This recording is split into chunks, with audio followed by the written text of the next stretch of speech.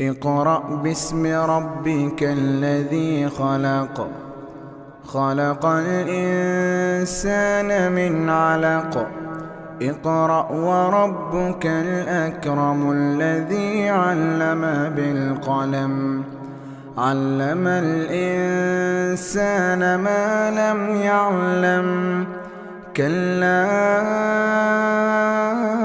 إن الإنسان ليطغى أن رآه استغنى إن إلى ربك الرجعى أرأيت الذي ينهى عبدا إذا صلى أرأيت إن كان على الهدى أو أمر بالتقوى أرأيت إن